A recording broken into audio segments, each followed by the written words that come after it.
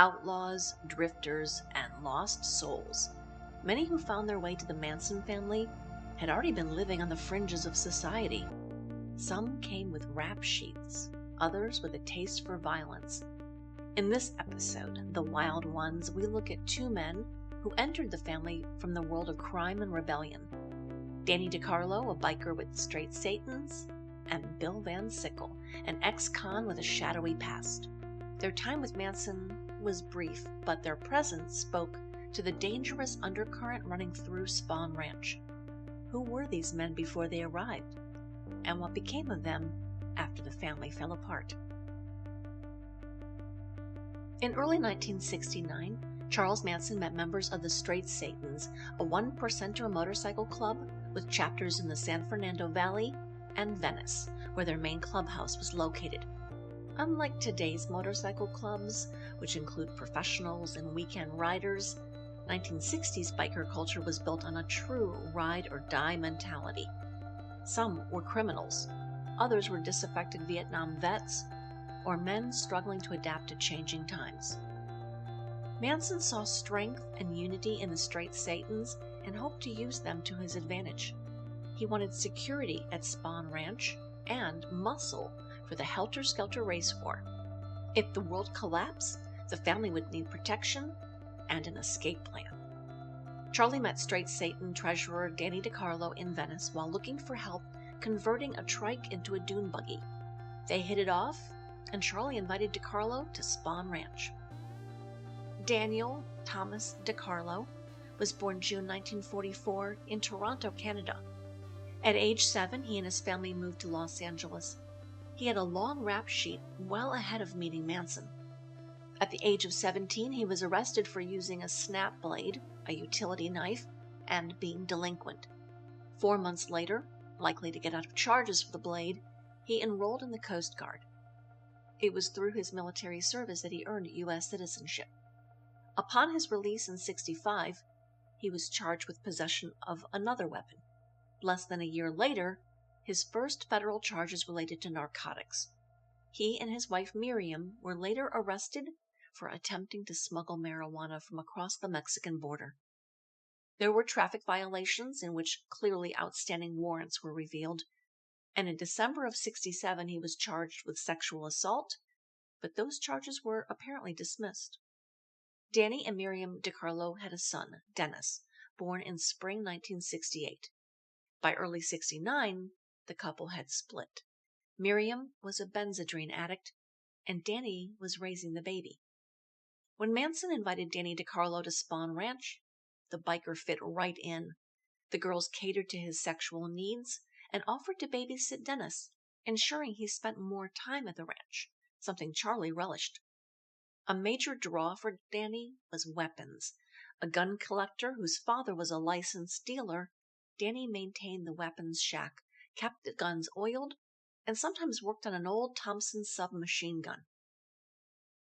Danny was closer to Bobby Beausoleil and Tex Watson than to Manson, but Charlie fawned over the Straight Satans. That spring he paid off traffic tickets for club member George Knoll, and in return, the club loaned Manson their prized cutlass sword, a mistake, as Manson later used it on one of the family's murder victims. On March 24, 1969, Miriam DeCarlo arrived at Spahn Ranch at 11 p.m., demanding her son Dennis back or threatening to take Danny to court. Danny brutally kicked her with steel-toed engineer boots, and Manson grabbed her by the hair, dragging her into another room. She escaped and drove to the police station, filing assault charges against both men. A week later, police arrested Manson and DeCarlo, charging them with assault with intent to do bodily harm, but Miriam later dropped the charges. Danny continued coming and going from Spahn, possibly leaving his son there. He worked on bikes, dune buggies, and weapons, and he had two favorite girls, Ruth Ann Morehouse and Sherry Cooper. Both were underage, as was Miriam when she married him at 17. Clearly, he had a type. The girls called DeCarlo Donkey Dan. Despite his limited height, he must have been endowed in other areas. In July 1969, after Charles Manson shot a black drug dealer and believed he had killed him, Danny DeCarlo found the weapon, a buntline revolver, in the gun room. Suspecting it was dirty, he was reluctant to get his own prints on it. 3 weeks later, DeCarlo was an accessory to the murder of musician Gary Hinman. He and Bruce Davis drove the killers, Bobby Beausoleil, Mary Brunner, and Susan Atkins, to Hinman's home. Manson had sent Bobby to get money, believing Hinman owed them, possibly from a botched drug deal. Danny gave Bobby a handgun, instructing him to keep it hidden unless Gary refused to hand over the money. Then he should use the gun for intimidation. Inside, a fight broke out. Hinman grabbed the gun from Susan, and it went off, firing into a cabinet. Bobby got the gun back, but a panicked Mary Brunner called Manson back at Spahn Ranch. Charlie and Bruce Davis quickly drove to Topanga Canyon. Manson brought the cutlass sword, the loan from the Straight Satans. Entering the house, he slashed Gary's temple, severing part of his ear. Manson and Davis left soon after, taking musical instruments and a car. Before leaving, Charlie spoke privately to Bobby, likely ordering him to kill Gary so he wouldn't report them.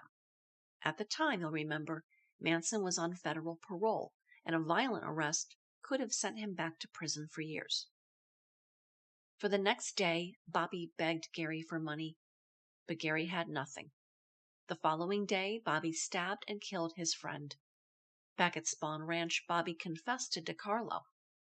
Meanwhile, Manson prepared his followers for more murder, telling Danny that piggies should be hung upside down and have their throats slashed. 3 days later, Gary's body was found. Manson fled Spahn Ranch, heading north to Big Sur, but returned on Friday, August 8th. At that time, he learned Bobby had been arrested on suspicion of Hinman's murder. That night, he gathered Tex Watson, Susan Atkins, Patricia Krenwinkel, and Linda Kasabian, privately instructing Watson on what to do. The group drove late that night to 10050 Cielo Drive in Benedict Canyon, where they murdered 5 people, including Sharon Tate. The next night, Charlie, Leslie Van Houten, and Steve Grogan joined the 4 from the previous night for another mission of murder, this time resulting in the deaths of Lino and Rosemary LaBianca. During August, the family was under surveillance for auto theft. Just before dawn on the 16th, a week after the murders, Spahn Ranch was raided in a multi-agency law enforcement sweep. The night before, several Straight Satans rode onto the ranch, threatening to rape and kill everyone unless Danny DeCarlo was returned to them. They feared his involvement in serious crimes could drag them down too. Manson managed to calm them, inviting them to stay and party, but he also warned Al Springer that he was responsible for the recent murders in Los Angeles. Some of the Straight Satans stayed that night, but Springer left, taking with him a cutlass sword. Once at the Venice clubhouse, he broke it into pieces. Law enforcement raided the ranch while the family slept, aiming for surprise. They were dealing with thieves, drug users, and minors. During the raid, Danny DeCarlo reached for a loaded .45 automatic handgun, attempting to grab it from an officer. He was charged with assault with a deadly weapon and got punched in the nose, evident from his mugshot. Dennis DeCarlo, just 17 months old, was taken into custody with the other children and placed in protective services. After this, Danny likely spent less time at Spahn and did not follow the family to Death Valley in September. A month later, the family was arrested in Death Valley on arson charges. While in custody, Susan Atkins was questioned about Hinman's murder. Detectives drove her back to Los Angeles, where she was booked at the downtown women's jail.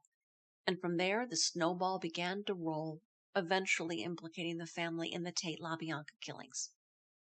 On October 15th, Danny DeCarlo, Al Springer, and 6 other Straight Satans were arrested for marijuana possession and receiving stolen property. Danny also faced a federal charge of purchasing a pistol under a false name. Danny agreed to speak to investigators. He told them that Beausoleil admitted to stabbing Hinman and writing messages on the wall in blood to blame the Black Panthers. DeCarlo also brought with him the broken cutlass sword. He wanted to cut a deal. In 1966, he had been convicted of a felony, smuggling marijuana across the Mexican border, a federal charge. He was currently appealing the sentence. Manson was still on parole from a federal pen. So what if they send me to the same place? I don't want to feel a shank in my back and find that little son of a bitch behind me. DeCarlo didn't bring up Tate LaBianca, but during his chat with investigators, they were interrupted when someone came in to say that another informant, someone that Susan was talking to at Sybil Brand, had just implicated the Manson family in the Cielo Drive murders. The detectives returned to DeCarlo and began to press him. Let me explain something to you, Danny, so you know where you stand. We're dealing with a guy here who we are pretty sure is responsible for about 13 murders, some of which you don't know about. I'm pretty sure he did Tate. Okay, we've talked about the Panther. We've talked about Gary Hinman. We're going to talk about Shorty. And you think he did Tate. That's 8. Our opinion of Charlie is that he's got a little mental problem. But we're in no way going to jeopardize you or anyone else. We don't want another murder. We're in business to stop murders. And in this business, there's no sense in solving 13 murders if somebody else is going to get killed. That just makes 14. I'm a nasty motorcycle rider. I don't care what you are personally. The police's general opinion of me is nothing. That's not my opinion. I'm not an outstanding citizen. As I told you the other day, Danny, you level with us all the way, right down the line, no bullshitting. I'm not going to bullshit you. You're not going to bullshit me. We level with each other, and I'll go up for you 100%, and I mean it, so that you don't have to go to the joint. Did you have anything to do with Shorty's death? DeCarlo denied involvement in Shay's death, saying the ranch hand had been his friend, but detectives sensed he was holding back. Finally, DeCarlo admitted that Bruce gave him pawn tickets for Shorty's pistols. He picked up the guns and sold them. One detective said, "That puts you in a pretty shitty spot. You're aware of that?" Danny admitted, yeah, he knew. The day after Danny DeCarlo met with investigators, the case against the Manson family took a dramatic turn when Vincent Bugliosi and Aaron Stovitz were assigned as prosecutors. That afternoon, LAPD handcuffed DeCarlo and took him to Spahn Ranch to search for shell casings. His request, knowing Manson was getting inside information from Chatsworth. Someone at the ranch was talking. By December 1969, DeCarlo had testified before the grand jury and was expected to be a key witness at trial. On September 11, 1970, DeCarlo took the stand. A $25,000 reward had been offered by friends of Sharon Tate and Roman Polanski upon successful conviction of the killers, and DeCarlo was due a portion. But instead, he fled to Canada with Sherry Ann Cooper. We believe that Dennis was with them, and a couple years later, Sherry gave birth to Danny's second child, a daughter named Gina. In 1974, the couple gave a bizarre interview on the Fifth Estate, laughing about Shorty Shay being chopped up in 9 pieces. Soon after, they returned to the U.S., settling in Medford, Oregon. Danny divorced Miriam. We believe he married Sherry, but their union didn't last. Gina went with Sherry to Southern California when they split. We're not sure what became of Dennis. Sherry later remarried. In 1991, Gina DeCarlo tragically died in a car accident.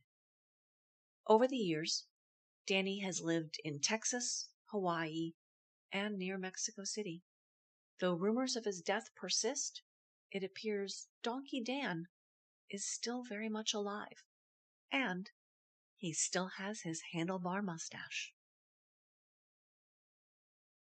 In early 1969, Lynette Frome was at Spahn Ranch when a man showed up and introduced himself as Cowboy Bill.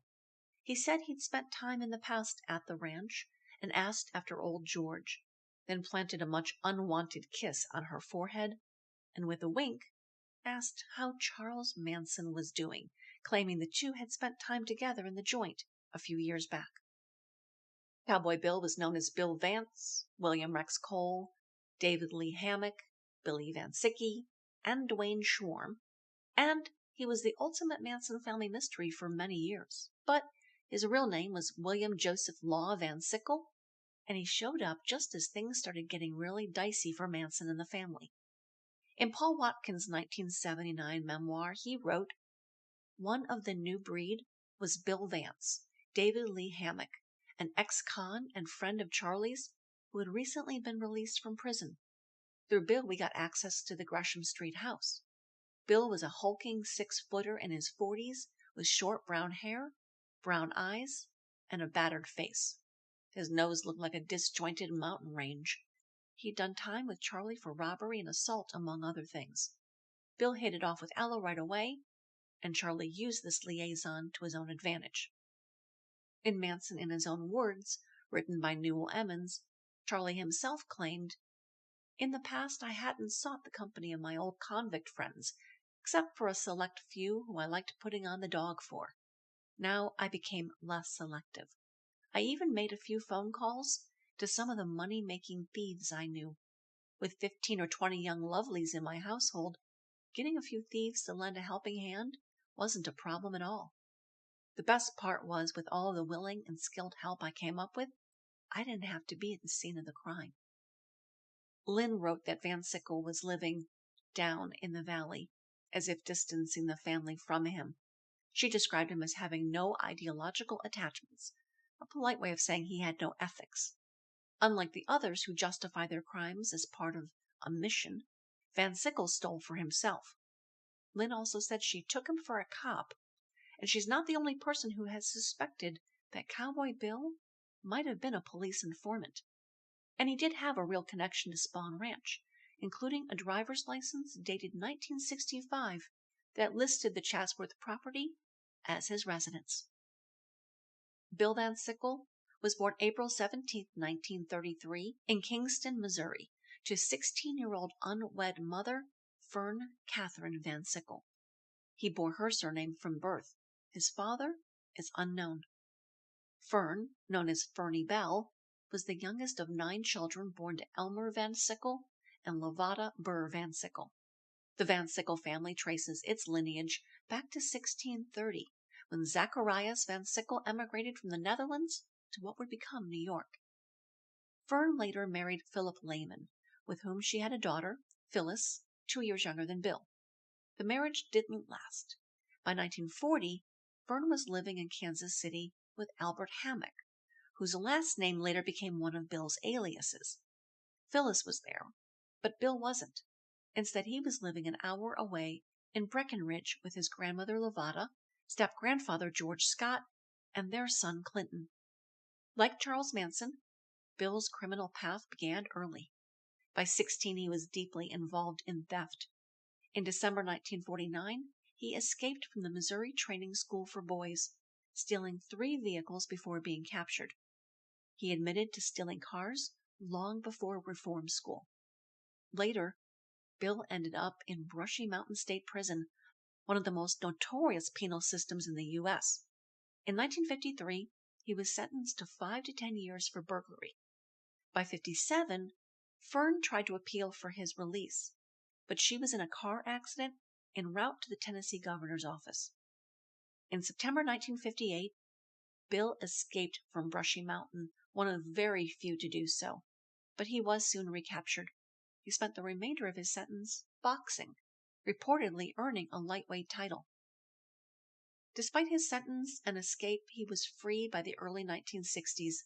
In 1962, Bill and fellow ex-con Sherman Lee Etheridge were arrested in Riverside, California, for attempting to rob a market. Bill had family in Oregon and Northern California, which could explain how he made his way west from Missouri. Newspaper clippings of his arrest reveal that Bill was married at the time. By 1965, Bill held a driver's license listing Spahn Ranch as his address. No records exist of his activities from then until 1969, when he resurfaced, forcing an unwilling Squeaky Fromme into a kiss. It was through Bill Van Sickle that the family found the yellow submarine house in Canoga Park, where they lived before George Spahn agreed to let them return to the ranch. Bill found work there as a ranch hand. It was also his idea that the women raise money by pole dancing, though the plan didn't prove lucrative. Van Sickle wasn't just passing through Spahn Ranch in 1969.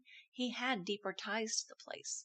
He even appeared in the exploitation film Linda and Abilene, shot on site at Spahn. In July 1969, when Manson asked the family who they knew who had money, Ella Jo Bailey suggested Gary Hinman, mistakenly believing he had an inheritance. Shortly after, Bobby Beausoleil obtained mescaline from Hinman, we believe, to sell to the straight Satans, but the bikers claimed the drugs were bad and demanded a refund. Before sending Beausoleil to handle it, Manson first asked Bill and Ella to get the money. They refused. Ella later saw Beausoleil, Mary Bruner, and Susan Atkins leave for Hinman's with Bruce Davis and Danny DeCarlo.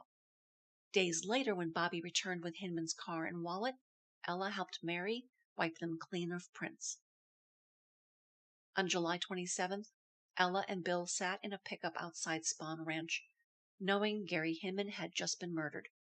Ella feared Manson, not that he'd kill her, but that he'd force her to kill.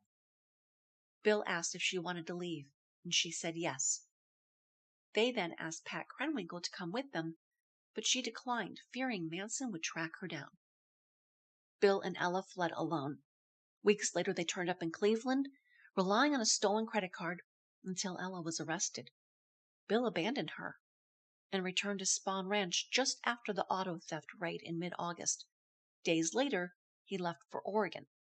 When he returned, he brought a woman named Diane Von Ahn from Gresham, Oregon, along with a forged driver's license under the name Dwayne Schwarm and checks stolen from the real Schwarm. Days before Shorty Shea's murder, Van Sickle, Vern Plumley, John Haught, and Kenneth Brown were on a robbery spree across San Fernando Valley, holding up gas stations using Wendy Buckley's pickup truck. Buckley, true name Lee Sawnook, was in a common-law marriage with stuntman Randy Starr. When police pulled Buckley over, she had an alibi, but when she realized Bill had used her truck, she lashed out at him. Charlie retaliated, punching Buckley so hard he broke her jaw. She attempted to shoot him, she claimed, but her gun misfired. Shorty Shea visited Buckley in the hospital and learned what happened. Soon after, he confronted Manson and paid for it with his life. Years later, at his 2007 parole hearing, Bruce Davis placed Van Sickle at the scene of Shea's murder, standing alongside Tex Watson and Steve Grogan, holding a bloody knife. And Charlie said, referring to prosecutor Vincent Bugliosi, the DA, caught up in his theory of helter-skelter and obsessed with making the world believe I was a satanic Pied Piper, overlooked many participants, accessories, and conspirators. Someplace out there in that society he protects so well, he has left several killers to prowl the streets. In Death Valley, after the murders, Bill was with the family. That October, a handgun was reported stolen from an unlocked vehicle parked in Goler Wash near Barker Ranch. The victim told police that he and two friends had been rock hunting when they noticed a group of hippies walking nearby. Upon returning to the car, they discovered the gun had been taken. Police confronted the suspects. Though the hippies denied involvement, they gave the names William Ray Cole and Dennis Wilson. Wilson, misspelled, was described as 5'9", 170 pounds, with black hair, and gave an address of 1400 Sunset Boulevard in Pacific Palisades, similar to Dennis Wilson of the Beach Boys and his prior address, but clearly not him. This was almost certainly someone from the family using the drummer's name. William Ray Cole, or William Rex Cole, was one of Van Sickle's aliases. Detective notes also linked Van Sickle to other thefts, including one involving actor Jack Jones, alongside John Philip Haught, a.k.a. Zero, and Vern Plumley. Jones lived not far from Cielo Drive, the home where Sharon Tate was murdered with 4 others weeks earlier. During the arrests in Death Valley that October, Van Sickle was booked as David Lee Hammock and charged with vehicle theft, receiving stolen property, and contributing to the delinquency of a minor. The following month, Bill Van Sickle was among those present at the Venice beach house where John Philip Haught, aka Zero, allegedly died by Russian roulette. The gun found beside him had been wiped clean of prints. However, a partial print was later linked to Bruce Davis. I personally suspect Van Sickle pulled the trigger.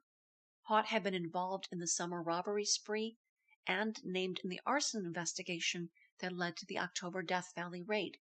Rumors suggest he was ready to name names to save himself. Despite the suspicious circumstances, police ruled the death accidental and dropped the matter. Van Sickle didn't stick around. He left for Missouri with little Patty, real name Patricia Baldwin, who was allegedly with Haught at the time of his death, her boyfriend, and Claudia Lee Smith. Claudia soon became pregnant, likely with Bill's child, and gave birth to a daughter in October 1970 in Kansas City. There, Bill registered as a minister and rented a property to start an organic farm an hour north of KC. He, Smith, Baldwin, and a man named John Weaver lived there with the baby, drawing attention from a local journalist who briefly interviewed Claudia. By summer of 1971, little Patty suffered a mental breakdown and was checked into a facility by her parents. A letter later surfaced suggesting she had information that could be dangerous, possibly witnessing Haught's death at the hands of Van Sickle. Months after Patty left, author Ed Saunders learned of Van Sickle's location and tipped off LAPD's Hinman investigation team. There had been rumors that the family recorded an audio reenactment of Hinman's 2-day torture and murder, and that Van Sickle had taken the tape to Missouri. But by early 1972, when detectives arrived, Nubian Farms was abandoned, and Bill had vanished. Where did he go? Back to California. In mid-1972, Claudia gave birth to a son, and shortly after, married Bill. Eventually, Van Sickle landed back in prison. Claudia divorced and remarried. Their son used the surname Cole for a time. Bill was living in Lexington, Missouri, possibly incarcerated when his mother, Fernie Bell, died in 1977. So what became of William Joseph Law Van Sickle, a.k.a. Bill Vance, a.k.a. David Lee Hammock, a.k.a. the man of a million names? He died in February 2001 in Phoenix. He was cremated and buried with a simple marker in Maricopa County's indigent cemetery. Was he an informant? A killer? Some answers may forever remain buried, but at least a few of Cowboy Bill's secrets are now known. Unlike the devoted followers who clung to Manson's every word, Danny DeCarlo and Bill Van Sickle were different. They came into the family with their own agendas, their own histories of crime, and their own sense of self-preservation. When the walls closed in, they walked away, leaving behind only traces of their time in Manson's orbit. Their stories may be incomplete, but they remind us that the family was never just about blind devotion. It was also a magnet for the reckless, the violent, and the untamed. Not everyone who came into the Manson family were idealistic teens or precocious young women. Every man in the family later convicted of murder had been arrested at least once in their life. Bobby Beausoleil, Bruce Davis, Steve Grogan, and Charles Tex Watson. Danny DeCarlo and Bill Van Sickle had much longer and more colorful criminal records than those four, and yet they managed to slip away into the night. They could only get so far before their demons caught up with them. The story of the Manson family is often told as a cautionary tale of manipulation, murder, and the dark side of the counterculture movement. But at its core, it's also a story of belief. How Charles Manson managed to inspire unwavering devotion among certain followers, even in the face of his crimes and eventual imprisonment. The next episode examines the psychology of belief, the allure of charismatic leadership, and the ways in which Manson's ideology sunk its claws so deeply into the hearts and minds of some that they could not or would not let it go.